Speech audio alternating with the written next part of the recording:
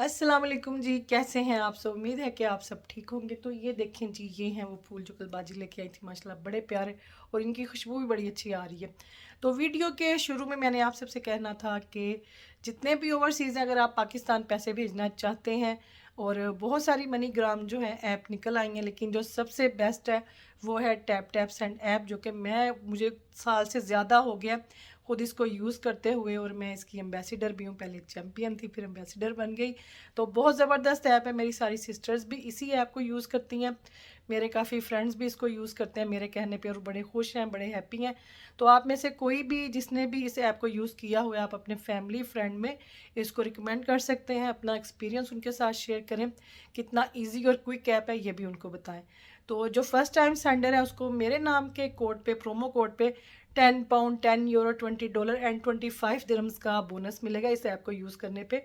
और बहुत इजी है, आप डायरेक्ट बैंक अकाउंट में भेज सकते हैं, आप यूबीएल के थ्रू भेज सकते हैं, उनका रेट भी अच्छा होता है। और मैं इन्हीं के थ्रू जो है पाकिस्तान कोई सदक़े खैरात के, दर्जियों के बच्चों की, कारी साहब की फ़ीस के, मैंने खुद कोई शॉपिंग वहाँ से करनी हो या मैंने जाना हो, तो मैंने पहले पैसे ट्रांसफ़र करने हो, तो मैं टैप टैप सेंड ऐप के थ्रू ही करती हूँ। ये वाला सूट जो है ये पसंद किया था फ़ायज़ा ने, और मुझे काफ़ी कमेंट आए हुए थे कि फ़ायज़ा कौन है, तो मैंने वीडियो में ही बताया था, बाजी की जो फ्रेंड थी बाजी नहीद, जिनकी लास्ट ईयर डेथ हुई थी, तो फ़ायज़ा उनकी बेटी हैं।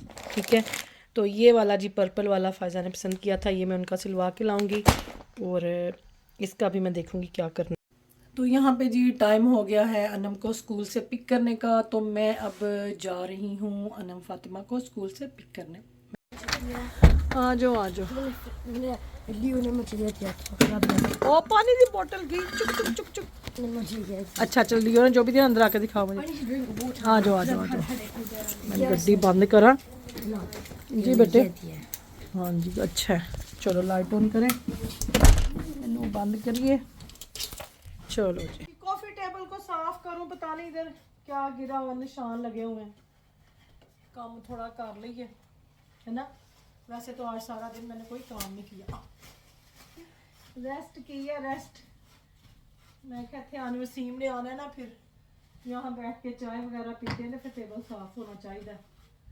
वाइट टीवी ट्रॉली, काली टीवी ट्रॉली, ते काला टेबल ते चिट्टा टेबल, ये दोनों चीजें, काला चिट्टा बहुत ही गंदा होता है वैसे कसम है। मेरे पुराने घर में थी ना काली ट्रॉली, मैं उसको साफ कर करके खप जाती होती थी, वो भी शीशे दी ट्रॉली भी काली, तो शीशे दी, इतनी उसके ऊपर आती होती थी मिट्टी। हाई स्प्रे हूँ उधरले पासे में बड़ी मिट्टी पैंदी सी। मैं कहनी होंदी सा वसीम नूं कि मैं चुक के तो बाहर सुट देना है, बड़ी गंदी होती ये गंदी बड़ी साफ ही मुझे करनी पड़ती थी, मुझे ही ज़्यादा नज़र आती थी मिट्टी उसके ऊपर। मैंने जब टीवी देखते हो ना, मेरा पूरा ध्यान ट्रॉली वाला होता है कि हाय मिट्टी पई। और आगे से जैनब भी ऐसे ही है, कोई भी छोटी सी भी चीज़, जैसे कि अब्दुल्ला का भी है स्कूल का बैग, उसने ला के रखा हुआ ना इधर ऐसे ही पे है, तो वो ऐसे टीवी नहीं देख सकती, वो सबसे पहले इसको बैग को उठाएगी, कोई भी चीज़ यहाँ पे कोई टॉयज वगैरह गिरे हों अब्दुल्ला के, सबसे पहले वो उसको उठाती है, फिर वो बैठ के टीवी देखेगी। वो कहती है मामा मेरे से ना ऐसे देखा नहीं जाता, सामने चीज़ गिरी नजर है। मैं क्या हूँ, मैनू यही मसला है ये बीमारी क्या हमें सफाइयाँ करने की। चलो जी, यहाँ से ये हो गया, ये बोतल उठाओ किचन में लेके जाऊँ, तो बस काम लगे रहो तो फिट रहो बंदा काम करता रहता है तो बंदा फिट रहता है। मैं तो ना कोई काम ढूंढ लेती हूँ बैठे हुए फारिग। टीवी जो है ना साडा, क्योंकि टीवी तो मैं देखती नहीं, वसीम ही ऑन करते हैं। आप यकीन माने ये वाला टीवी मुझे ऑन करना, इसके चैनल कहाँ से कितने, यूट्यूब चैस टीवी तो किंज जाना, मैंने कुछ नहीं आता, मुझे सारा कुछ भूल गया हुआ है, क्योंकि टीवी मेरे हिस्से आता ही नहीं। मैं इतनी कि बिज़ी हो गई हूँ कि मैं बस वीडियो बना ली, व्लॉग बना लिया, एडिट कर दिया, लगा दिया, है ना। अपने कम्मा च बिज़ी, घर के काम में बिज़ी, और टीवी का मेरे पास टाइम ही नहीं है। वसीम ने ड्रामा लगाना है तो मैंने देखना है, मैं भूल ही गई हुई हूँ टीवी ऑन कैसे करना है मतलब ऑन तो करना आता है, ऑन दे बटन का तो मैंने पता है ना, बाकी जो जाके नेटफ्लिक्स से या अमेजोन से या यूट्यूब तो जाके जो प्रोग्राम लाने ना, उन्होंने मैंने कुछ नहीं पता, कहाँ से पोज है कहाँ से प्ले है, सब भूल गया। मैं क्या चंगा टीवी को जान छुट्टी अच्छा, ये जो मेरे टीवी रूम में ये लगी हुई है ना सूरह फातिहा का, ये आप लोगों ने मुझे पूछा था, मुझे इसका स्क्रीनशॉट आया हुआ था इंस्टाग्राम पे, तो ये जी मैं आईडी जो है उनकी कोई पोस्ट में उनकी मेंशन करूँगी, वो यहीं पे हैं रेडिंग में। तो ये उन्होंने मुझे गिफ्ट किया था जब मैं इस घर में मूव हुई थी। एक ये वाला है और एक जो है वो ये वाला है, फ़बीय्या रब्बिकुम वतुकज़्ज़िबान सूरह रहमान की बहुत ही खूबसूरत आयत है। ये उन्होंने ख़ुद जो है ये बना के मुझे दी है। और अभी वो एक और मुझे कह रही थी पर मुझे टाइम ही नहीं मिला उन्होंने दोबारा पूछन दा, तो वो भी मुझे इंशाल्लाह बना के देंगी।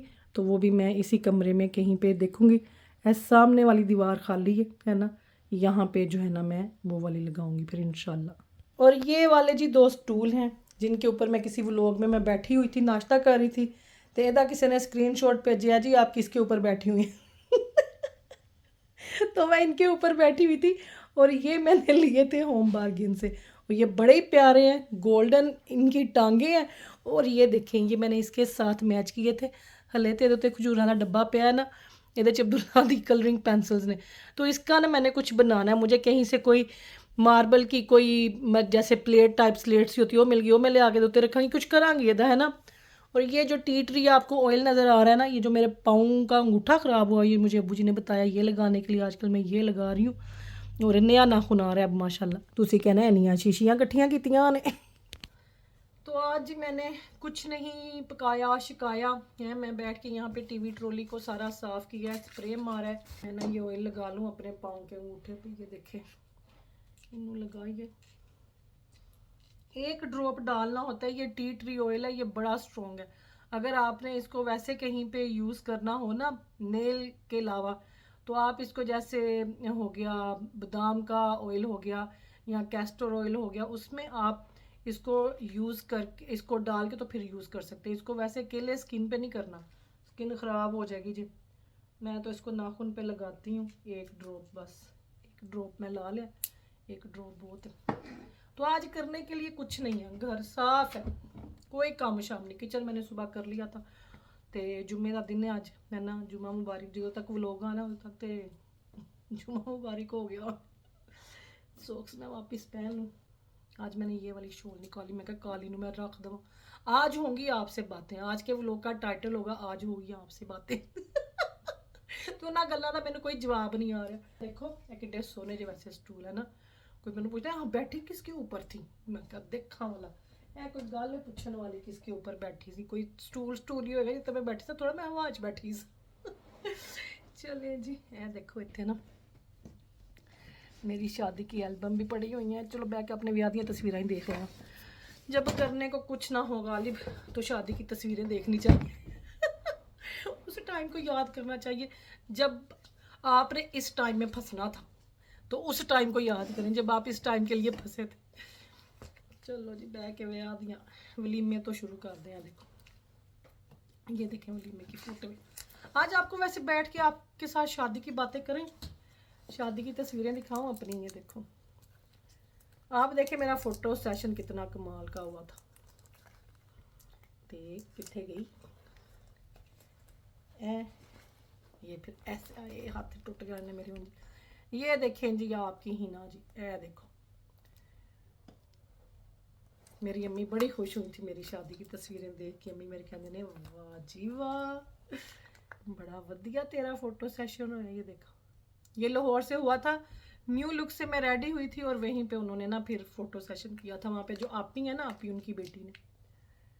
ये देखो आज मैं आपको दिखाती हूँ, इसी किसी तो कट नहीं से। देखो जरा इतने 20 सालों के बाद अब जाके इस तरह के फोटो सेशन हो रहे हैं, साढ़ा उदों होया 20 साल पहले। ये देखो जो मेरिया तस्वीर खिंचती पी तो उदों ना बड़े सन फोटो सेशन, बड़े अजीब अजीब स्टाइल चले हुए थे। मैं कहा हाय मेरिया पता नहीं कितनी तस्वीर आनी ने। जब वो मुझे पोज करवा रही थी ना मेरे से कि ऐसे खड़ी हूँ, हाथ ऐसे रखें, मुंह ऐसे करें, मैं क्या बड़िया ही पैड़ियाँ तस्वीर। लाइबा जैनब ने भी पहना था लहंगा मेरा एक दफ़ा, तब मेरी अम्मी जिंदा थी। मैंने फिर अपनी अम्मी को तस्वीरें खींच के भेजी। मैं क्या देखो जो वोटियाँ बननियाँ ना इंज ही लगन गई। तो अम्मी मेरी मेरी मुझे कहती हैं पता नहीं उदों तक मैं होना है कि नहीं, चल अज मैं इन्हों वेख लिया क्या वोटियाँ बनिया इंज दियाँ ही लगन गई। ये देखो ये वाली बड़ी अच्छी है। अब नहीं ऐसी शक्ल है ना, शक्ल बदल गई, शक्ल कि नहीं बंदे की बदल जाती है वैसे। ये देखें है खत्म हो गई। ये था जी मेरा वलीमे की तस्वीरें। ये तो बहुत तस्वीरें हैं, इसके अंदर बहुत है। अच्छा, मुझे फिर एक कमेंट आया हुआ है कि क्या लाइबा आपकी बेटी है?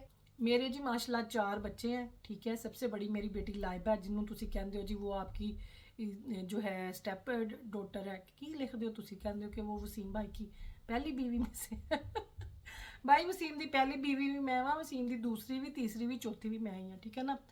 तो लाइबा जी मेरी माशाल्लाह सबसे बड़ी बेटी है, और फिर जैनब है, फिर अनम है, और फिर अब्दुल्ला है।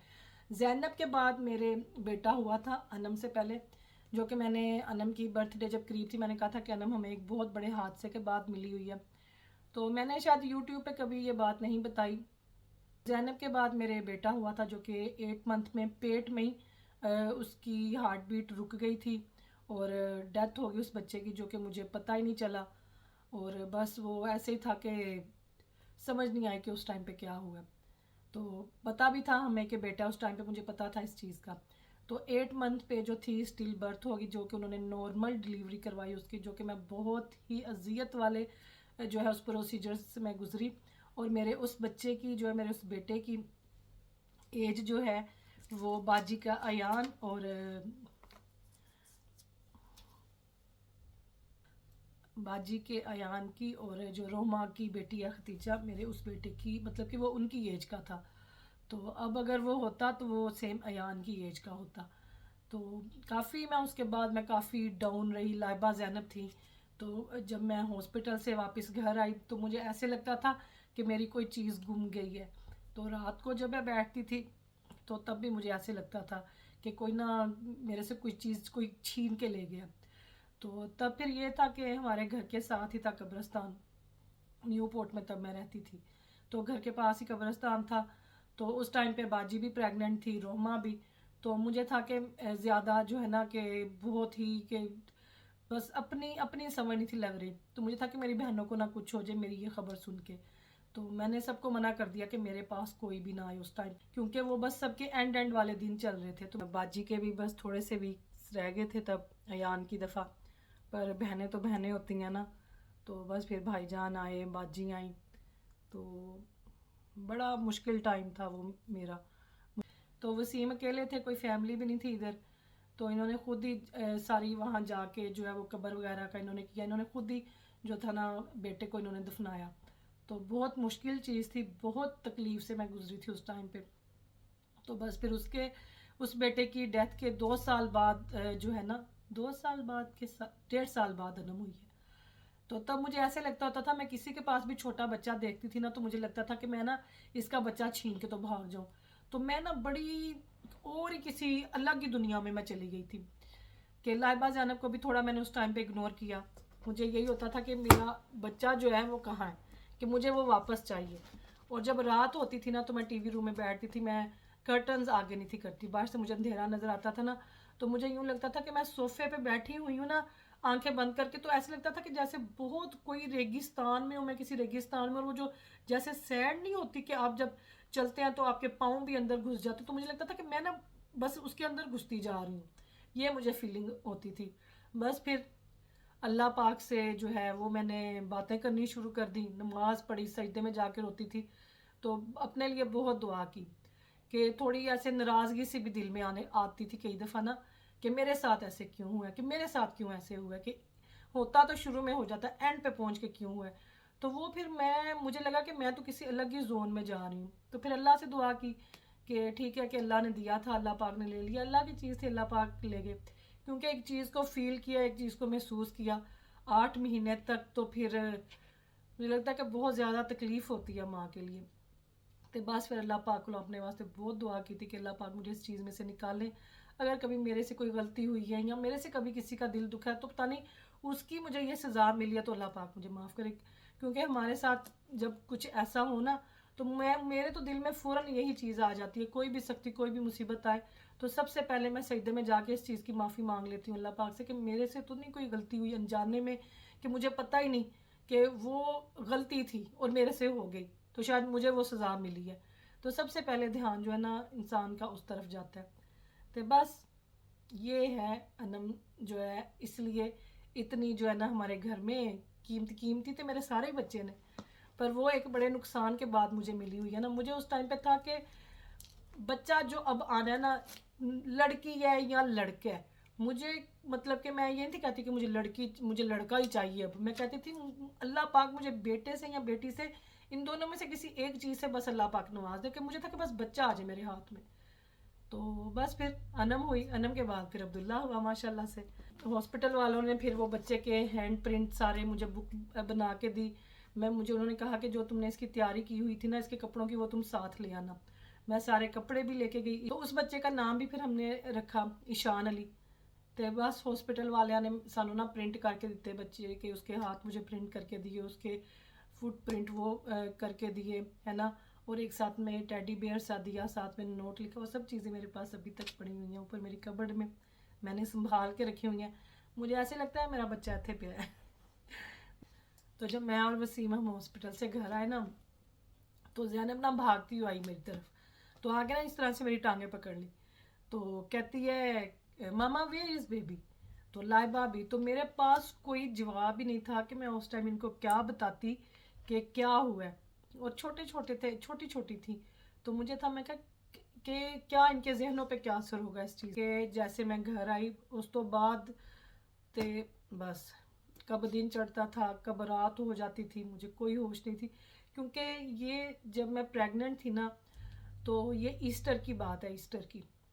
लाइबा बड़ी बीमार थी। लाइबा आई थिंक 3 वीक्स जो है ना लाइबा हॉस्पिटल में रही। लाइबा को कोई टॉन्सल्स का हो गया, उन्होंने इसको हॉस्पिटल में रखा 3 वीक्स। तो जैनब छोटी थी, वसीम ने काम पे जाना होता था।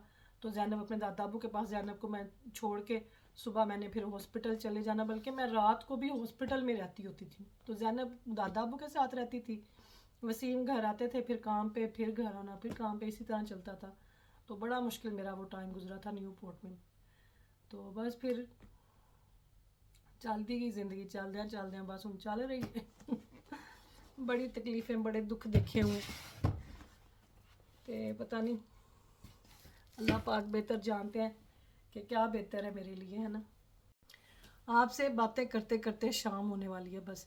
और मुझे काफ़ी पूछा जाता है कि आप इंडिपेंडेंट कैसे हुई। मैं क्या, चलो आज मैं ताड़े सारे सवालों के जवाब दिंदी हूँ। इंडिपेंडेंट मैं कैसे हुई, जब हम न्यू पोर्ट में रहते थे, मेरी वहाँ पे चोरी भी होगी। मैं पाकिस्तान गई तो वसीम हमें छोड़ने यहाँ पे रेडिंग आए। तो बस किसी ने सामने देख लिया, गड्डी लोड कर दिया, है ना। तो वो था, कभी था ही नहीं इस तरह का, मैंने सुना ही नहीं था कि यहाँ पे चोरियाँ हो जाती हैं। तो जेवर तो मैं जब से आई थी, मेरा हमने 3 घर चेंज किए, तो जेवर तो मेरा घर में ही पड़ा होता था। तो बस एरिया का भी तब नहीं था इतना पता। तो बस जी जेवर चोरी हो गया जब मैं पाकिस्तान से आई। अब्दुल्ला तब 6 महीने का था। तो मुझे यही डर था कि जो है ना ये फिर दोबारा ना आ जाए, क्योंकि उसमें से कुछ जेवर जो था ना वो मेरे पास नहीं था, तस्वीरों में था लेकिन वो मेरे पास नहीं था। तो मुझे यही था कि वो ना उसके पीछे आएंगे अब दोबारा। तो जब भी बाहर से कहीं से आना बच्चों के साथ, जब मैं वापस पाकिस्तान से आई ना, तो मुझे बहुत डर लगता था।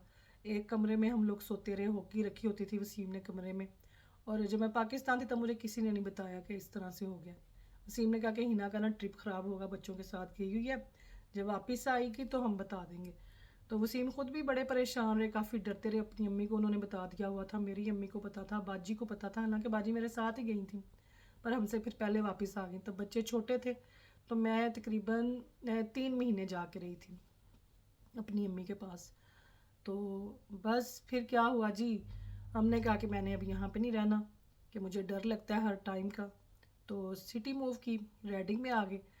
न्यू पोर्ट में मैं जितना टाइम रही, मैंने कहीं पे कोई एक सिंगल जॉब भी नहीं की। सिंगल की कि 1 घंटे वास्ते भी नहीं किधर जॉब की थी, सिंगल जॉब। कि मैंने कहीं पे 1 घंटे के लिए भी जॉब नहीं की। वसीम ही काम करते थे, तो माशाल्लाह अच्छा चल रहा था। वहाँ पे रेंट कम थे, खर्चे कम थे। ਜਦੋਂ ਅਸੀਂ ਆਏ ਜੀ ਰੈਡਿੰਗ, ਤੇ ਰੈਡਿੰਗ ਤੇ मैं कहती ओए होए होए तुसी पूछो ही कुछ ना, करा दे इन्ने ने कराए सन। तो फिर यहाँ पे मैंने पार्ट टाइम जो है बेबी सिटिंग का काम शुरू किया। घर से मैंने कुकिंग का शुरू किया, जैसे वीकेंड पे बिरयानी बनानी, साथ में चिकन रोस्ट, या वैसे किसी ने किसी के घर में कोई पार्टी वगैरह है तो मैंने ना अपना ऐड बना के गम ट्री पे दिया हुआ था कि मैं घर से कुकिंग करती हूँ। तो इस तरह से मेरा मतलब कि ऑन ऑफ मेरा चलता रहता था। और वसीम का भी फिर काम था यहाँ पे। फिर हम बीच में मूव हो गए ब्लैकबर्न में। और हमें था कि रेडिंग महंगा हो रहा है, साढ़े मालिक मकान ने क्या कि ना किराया बता देना। वो घर हमें मिला था बाजी के थ्रू, बाजी ने गारंटी दी उस घर की। उनकी फ्रेंड थी, उनकी कुलीग थी। तो बस फिर उन्होंने भी ज़ाहिर ज़रूरत है, इतने किराए वादे ने, उन्होंने भी क्या कि असी भी ਵਧਾਣਾ है, पर वो असी नहीं सा उस टाइम पर अफोर्ड कर सक रहे। तो हम लोग ब्लैकबर्न मूव हो गए। वहाँ पे मुझे लगता है हम 6 मंथ रहे, पर वो मेरे बच्चों को नहीं पसंद आया। उत्थे क्लासा ना बच्चे गालां कड्ढन, पाकिस्तानी जिन पाकिस्तानी छोटे छोटे बच्चे गालां कढ़ते, मेरे बच्चों ने गालियाँ सीख ली।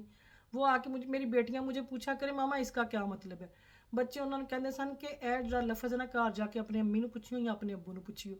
भाई ना बच्चे पाकिस्तान में रहे, ना हमने कभी गालियाँ दी, ना उनको इन गालियों का पता। और गालां भी हो कि जिदों तो घर वालों को चंगे छितर पै जान। तो जब मुझे बच्चों ने आके ये कुछ पूछना शुरू किया ना, मैं क्या नहीं, यहाँ तो काम बड़ा ख़राब है। मैंने वसीम से कहा नहीं, हम वापस राइडिंग जाएंगे। बच्चे वहीं पे ठीक थे कि यहाँ पे कभी भी कंप्लेन नहीं थी आई बच्चों की कि इसका क्या मतलब है, उसका क्या मतलब। जिसले बच्चा आके मैनू मतलब पूछन गालां दा तो मेरा तो मुँह खुला रह जाए कि मैं ना कि मैं इन्होंने हूँ की दसा कि की मतलब है। और वसीम की जो जॉब थी वहाँ ब्लैकबर्न, जब हम लोग मूव हुए तो वसीम को माशाल्लाह बड़ी अच्छी जॉब मिली, junior accountant and IT support की। बड़ी ऑफिस विच बह के काम करने वाला है ना, कोई सुपर स्टोर की जॉब नहीं थी, कोई मतलब कि जिदे नाल उन्हां दी सेहत भी इफेक्ट होंदी। तो बस बच्चों का जहाँ पे मसला आ गया ना, तो बच्चों ने आके रोज़ कोई ना कोई गाल पूछनी है, पुट्ठी सीधी है ना। तो उत्थों फिर असी दोनों मियाँ बीवी ने सोचा कि नहीं, हम ना घर उधर ही जाते हैं वापस जहाँ से हम आए हैं। तो मैंने तब फिर राइट मूव पे, गम ट्री पे घर देखने शुरू किए। तो फिर मुझे ये घर मिला प्राइवेट। तो मैंने फिर बाजी को कहा कि आप जाके देखें। फिर बाजी और भाईजान देखने गए, उनको पसंद आए, उन्होंने गारंटी भी दी। तो इस तरह से हमें वापस राइडिंग में फिर ये घर मिला। तो जी हम जब यहाँ पे वापस आए, फिर से मैंने बेबी सिटिंग का शुरू किया काम। मेरा कभी कभी चलता था, जैसे कोई स्टूडेंट्स यूनिवर्सिटी में आए होते थे, या स्कूल से पिक एंड ड्रॉप का किसी का, जैसे ये डॉक्टर्स के बच्चे हो गए हैं, या ये आईटी से रिलेटेड लोग, इंडियंस के लिए ज़्यादा मैंने काम किया। बहुत अच्छी फैमिली, सारे इतनी मेरी रिस्पेक्ट करते थे। अगर मैंने घर जाके भी किसी के बच्चे की लुक आफ्टर की है ना, तो वो उन्होंने मुझे चाय पिलानी, अपने साथ बिठा के खाना खिला के तब उन्होंने मुझे घर भेजना, कि मुझे लगता नहीं था कि मैं ये काम कर रही हूँ। और वो मेरे इतने अच्छे रिलेशन हैं उन लोगों के साथ बने हुए तब के अभी तक फिर बच्चों की बर्थडे वगैरह पर उन्होंने मुझे इनवाइट करना, कि उनको भी नहीं था लगता कि मैं कोई मतलब कि काम के लिए आ रही हूँ। तो बड़ा मेरा अच्छा उनके साथ रिलेशन, और बहुत अच्छे दिल के, बहुत अच्छे सारे। और ज़्यादा ये थे अरबी और इंडियंस, इन्हीं के लिए मैंने किया काम। तो फिर जी हम जब वापस राइडिंग आए तो वो घर भी बाजी के थ्रू हमें मिला। उन्होंने गारंटी दी उस घर की, बाजी ने, भाईजान ने, क्योंकि गारंटर चाहिए होंगे ना तानू। तो फिर जिस घर में हम आए, उस घर में जब हम लोग वापस आए ना, तब वसीम की सॉरी, तब वसीम की जॉब नहीं थी। तब मैंने देखी कहाँ पे, चाइल्ड केयर पे किसी ने ऐड दिया हुआ था, कोई लेडी है इंडियन। तो उनकी ना ये प्रेगनेंसी में उनको कोई डिजीज़ हुई, पता नहीं क्या, मुझे नाम उसका भूल गया। तो उनकी ना यहाँ से नीज से ना लेग उन्होंने काट दी, इतनी इतनी उन्होंने कट कर दी हुई थी। एक उनका बेटा था, एक उनकी बेटी थी, छोटी बेबी थी वो। तो मैं, उनके ना हस्बैंड ने मुझे कांटेक्ट किया कुकिंग के लिए, घर आके अगर आप हेल्प कर दें। मैंने भी उसले काम चाहिए सी, वसीम दी हले उसले जॉब नहीं सी। तो पे भी वो मुझे अच्छी पे कर रहे थे कि उसमें जो है ना हमारा सारा गुजारा हो सकता था, जैसे वसीम घर को चला रहे थे पहले। तो मैंने कहा चलें, जब तक वसीम को नहीं जॉब मिलती, हमने सिटी दोबारा मूव किया, मुश्किल है। इंटरव्यू वगैरह दिया हुआ था एसडा पे, मार्क्स स्पेंसर भी। मैं कहा चलो तब तक मैं तो करूँ ना। तो मुझे ब्लैकबर्न से कंफर्म हो गया था, मेरी वहीं से जॉब लग गई यहाँ पे। तो मैं काफ़ी दूर था जहाँ पे मैं खुद ड्राइव करके जाती थी, जाके उनकी कुकिंग करनी, उसकी बच्ची को संभालना। और जब मैं पहले दिन गई ना, जब मैंने उसको देखा, तो मुझे, आप यकीन जाने कि मेरे पैरों के नीचे से ज़मीन निकल गई। मुझे पता ही नहीं था, मुझे आइडिया नहीं था। प्रिया उनका नाम है, शायद वो मेरे व्लॉग देखती हूँ। बड़ी मुझे तकलीफ़ हुई उनकी बच्ची को देख के उनको। तो मुझे लगे कि मैं बेशक सारा दिन ही इनके पास रहूं और इनका एक एक काम मैं खुद करूं, मैं इनको कुछ भी ना करने दूं। तो बड़ी मुझे इस तरह से तकलीफ़ हुई उनको देख के। तो बस जी अल्लाह के काम ने है ना, उनकी तस्वीरें लगी हुई उनके घर पे, वो हस्बैंड के साथ हॉलीडेज़ पे, पार्टीज़ की, देख देख के मुझे हो कि ये जो तस्वीरों में है यही लेडी अब नीचे बैठी हुई है, और पूरी ज़िंदगी उनकी बदल गई, पूरी ज़िंदगी। तो बड़ी देर मैंने उनके लिए, मतलब कि उनकी हेल्प की कुकिंग में, वो खुद भी साथ करती होती थी। फिर वो जो उनकी वो लेग्स उन्होंने लगानी थी, मैंने सारा उनका सारा प्रोसीजर देखा। वो जाती होती थी लंदन वाली साइड पे, फिर उनके बेटे को घर किसी फ्रेंड ने छोड़ देना, उनकी बेटी थी सारा उसके साथ में रहती थी। शाम को फिर 7-8 बजे मैंने घर आना, जब तक वो अपॉइंटमेंट से वापस नहीं थे आ जाते। और उनकी जो है क्लीनर, वो भी मेरे वहीं पे होते ही आती थी, वो सफाई करके चली जाती थी। मेरा काम होता था बेबी का खाना बनाना, उनके लिए कुछ बना देना, या वो खुद बना लेती होती थी, बस बच्ची को देखना। तो तब मैंने ये काम किया। और फिर मैं अभी कर ही रही थी तो वसीम को माशाल्लाह जी मार्क्स स्पेंसर में जॉब मिल गई। फिर साथ में वसीम ने हैंडीमैन का किया। तो मैं इस तरह इंडिपेंडेंट हुई कि मैं मतलब के साथ साथ वसीम की हेल्प करते करते करते करते फिर आ गया जी कोविड, है ना। उन्हें फड़ के सारे नुकार बैठा छड़िया। जाहिर है कि वो पहले ही उनके काफ़ी हेल्थ इश्यूज उनके चलते रहते थे। प्रिया के उनकी फिजियोथेरेपी वाली घर आती थी, उनके बहुत सारे उनको मतलब कि घर में उनका आते रहते थे कोई ना कोई उनकी थेरेपी के लिए। खुद वो साइकेट्रिस्ट थी। तो मैं फिर घर बैठ गई, है ना। और जो है फिर मैंने सोशल मीडिया को ज्वाइन किया। तब मेरी एंट्री हुई सोशल मीडिया पे। टिकटॉक पे फ़नी वीडियोस बनानी शुरू की हैं। जब मैंने सोशल मीडिया ज्वाइन किया तो मैंने दुपट्टों का काम भी स्टार्ट किया, जो कि हमारे अपने दुपट्टे थे, लोगों ने काफ़ी पसंद किए। उन्होंने कहा जी आप, मुझे किसी फॉलोवर ने मशवरा दिया कि आप ये बिज़नेस शुरू करें, आप इस तरह के दुपट्टे बनवाएं और यहाँ पे सेल करें। तो मेरी सिस्टर थी सना, उसी ने हमारे वो दुपट्टे बनवाए हैं। जो मेरी सिस्टर है सना, थी नहीं है तो सना जी वो दुपट्टे बनवा के तो मुझे यहाँ पे भेजती थी। तो फिर मैंने काफ़ी सेल किए, काफ़ी मैंने काम किया दुपट्टों का। बस दुपट्टों का शुरू किया, वहाँ से फिर कपड़ों का चल पड़ा। तो माशाल्लाह अभी भी है कपड़ों का बिज़नेस मेरा, अभी भी है। दुपट्टों का मैं अब नहीं करती क्योंकि ਉਹਦੇ ਵਿੱਚ ना काफ़ी ज़्यादा जड़ा बहुत स्ट्रेस हो जाती सी। कहीं पे भी कोई भी छोटा सा मार्क लग जाता था। कई दफ़ा वाइट दुपट्टे थे, कोई गंदा हाथ, या कई दफ़ा जो बनाने वाले थे ना वो जब खाना खाते हैं, कई दफ़ा कई दुपट्टियाँ ना हल्दी का निशान होता सी। तो वो फिर मेरा बड़ा नुकसान हो जाता था उसमें, उसको उस चीज़ को निकालने में, या ब्लैक निशान मार्क करके लगे होते थे कई दफ़ा। तो फिर वो मैंने स्टॉप कर दिया। फिर मैंने कपड़ों का किया, वो मेरा माशाल्लाह अब भी है। फिर इंस्टाग्राम पे मैं गई, फिर मुझे वसीम के अब्बू ने और बाजी ने कहा यूट्यूब का, फिर मैं यूट्यूब पे आ गई, फिर फेसबुक पे भी आ गई। तो बस जी ये है मेरा सोशल मीडिया पे आने का राज। और यहाँ पे आके मैं फिर मतलब कि मेरी आने की जो सोशल मीडिया पे आने की जो तैयारी थी वो बस लिखी ही सी, और मैं आना ही सी। और जो फिर वसीम की स्टोरी आप सबके सामने है। तो मैं शुक्र करती हूँ कि वसीम के ऊपर जो तकलीफ़ आई है उससे पहले मैं इतनी कि इंडिपेंडेंट हो गई हुई थी कि मैंने अपने हस्बैंड को भी संभाला। शुक्र है खुदा की ज़ात का, अपने बच्चों को भी और घर को भी। फिर घर मूव करना पड़ गया, है ना। वो सारी सारी जर्नी आप लोगों ने देखी है। तो बड़े उतार चढ़ाव आए हैं ज़िंदगी में, बड़ी दुख देखे हैं, बड़ी तकलीफ़ें देखी हैं, औलाद का भी दुख देखा है, माँ का भी देखा है। तो बस बड़े रिश्तों को अपने आंखों के सामने जाते देखे। मेरी नानी अम्मा की डेथ मेरी आंखों के सामने हुई। तो यह होंदी है इंसान की जिंदगी, कितों शुरू होंदी है कित्थे मुकनी है सानू कुछ पता नहीं। तो बस जी अल्लाह के काम है, और अल्लाह पाक जो है अपना फ़ज़ल करें, अपना करम करें। और आज मैं आप लोगों के सामने हूँ। तो मुझे काफ़ी आप लोग पूछते हैं ना कि हमें भी कुछ बताएं कि आप इतनी जल्दी कैसे, आप सोशल मीडिया पे आपने अर्निंग शुरू कर दी। तो जल्दी कुछ नहीं होता, बहुत मेहनत करनी पड़ती है, बहुत ज़्यादा। मेरी पूरी फैमिली का एक जो टाइम है ना, जो मैं कहूँ कि ये टाइम अगर मैं अपनी फैमिली को ही देती ना तो और अच्छा होता मेरे लिए। पर फिर घर भी तो चलाना है ना। तो कोशिश होती है कि जो 30 मिनट का व्लॉग होता है वो बच्चों के घर, मतलब कि जब वो स्कूल में है ज़्यादा तब मैं बना लूँ, जब वो स्कूल से आए थोड़ा सा तब बना के बस लगा दूँ, और बाकी का टाइम फिर बच्चों को दूँ, उनके साथ जो है ना टाइम स्पेंड करूँ अपना। हाँ जब उनका कोई टाइम है बीच में एक्टिविटी का, तब मैं किसी अपने चैनल पे लाइव चली जाती हूँ।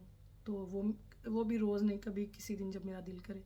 जिस दिन जैसे वीकेंड पे मुझे होता है कि चलो मैं लाइव चली जाऊँ, मैं कोई व्लॉग बना लूँ, मैं कोई वीडियो लगा दूँ, क्योंकि मुझे पता है कि वीकेंड का टाइम है काफ़ी वो मेरा फैमिली के साथ गुजरना है। तो बस एज मेरी इंडिपेंडेंट ऑन दी स्टोरी, है ना। तो बस ऐसे ही बड़ी मेहनत करनी पड़ती है। तो चलें जी, ये थी आज आपके साथ कुछ बातें। आई होप कि आपको मज़ा आएगा, तुम इंजॉय करोगे। तो बस जिथे किधरे मैं इमोशनल हो गई, माजरत है ना, क्या करूँ फिर, माँ हूँ होता है इंसान को ना, ऐसे ही है ज़िंदगी है। ओके जी, दुआ में याद रखें और अपना भी ख्याल रखें। जज़ाकल्लाह खैर, फिर मिलूँगी इंशाल्लाह आपको। अल्लाह हाफिज़।